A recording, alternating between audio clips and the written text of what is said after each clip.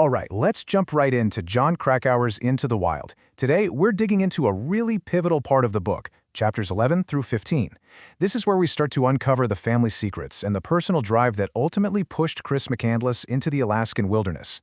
So let's start with a quote that Chris McCandless himself actually highlighted in a book they found with his remains. Right above this passage, he wrote two words: need for a purpose.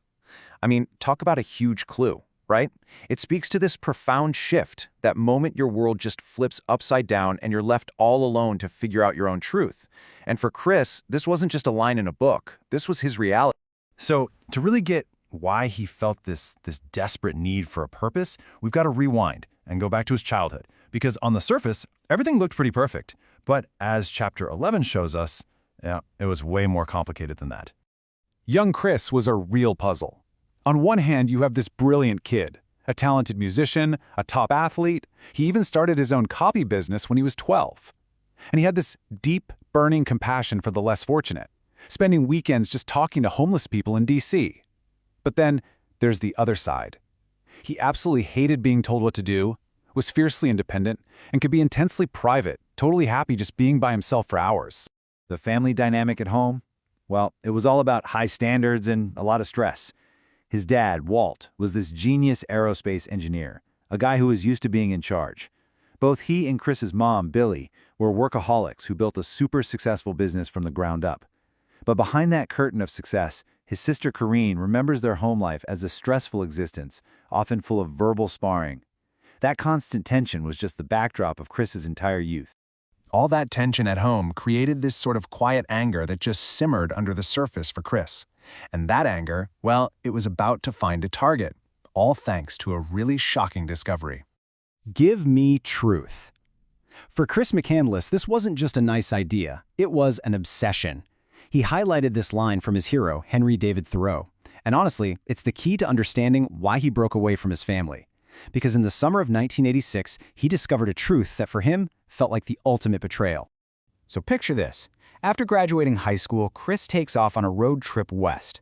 On that trip, he stops in California to visit some old family friends. And there, bit by bit, he pieces together this incredibly painful secret. He finds out that for years, his father, Walt, had been living a double life. He was continuing his relationship with his first wife, Marcia, even after Chris and his sister were born. Walt had two families at the same time. And you have to understand, for a guy like Chris, this wasn't just messy family drama. For an idealist who put truth above everything else, this discovery was catastrophic. It didn't just hurt him, it poisoned his entire past. As Krakauer puts it, the deception made his entire childhood seem like a fiction. The trust was just shattered. And that's when he began to quietly, but completely, pull away. And this is where the story shifts. It gives us this absolutely heartbreaking look at the aftermath of Chris's journey, and it does it through the eyes of the person who probably understood him best, his younger sister, Corrine. They were best friends. Their bond was basically forged in the fire of their parents' difficult marriage. Corrine remembers Chris as her protector. They confided in each other, and because she lived through it too, she got it. She understood the anger and the hurt he talked about in his letters. She didn't agree with his decision to just cut off the family, but, and this is so important, she understood where it came from. Wow.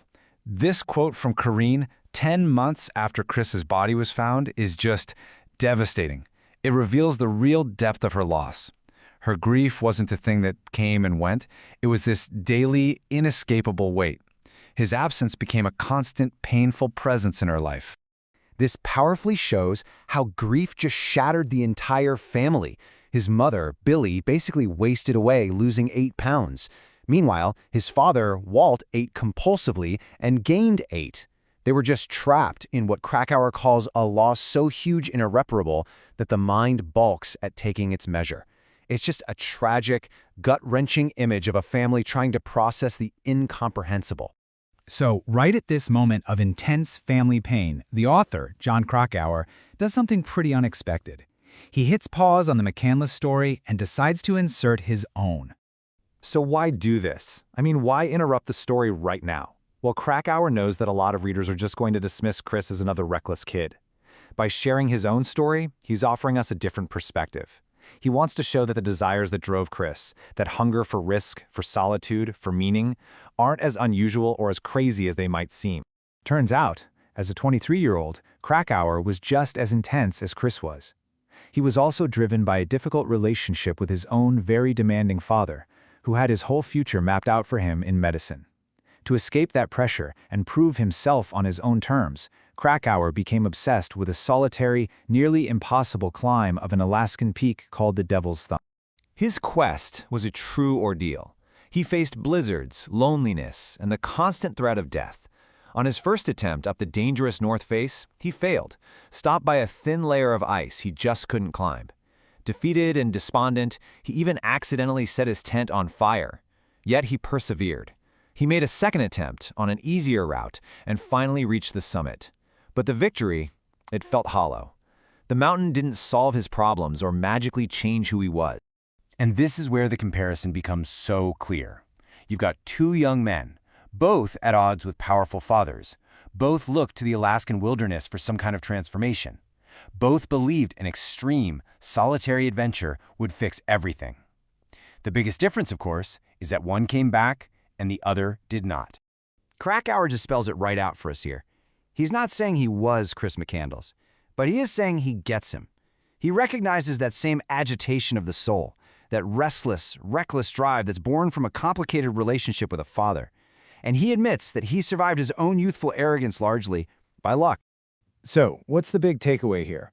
Krakauer's personal story isn't a detour. It's a bridge to empathy. It asks us to look past the tragedy and see the very human and maybe even familiar desires that sent Chris McCandless on his final journey.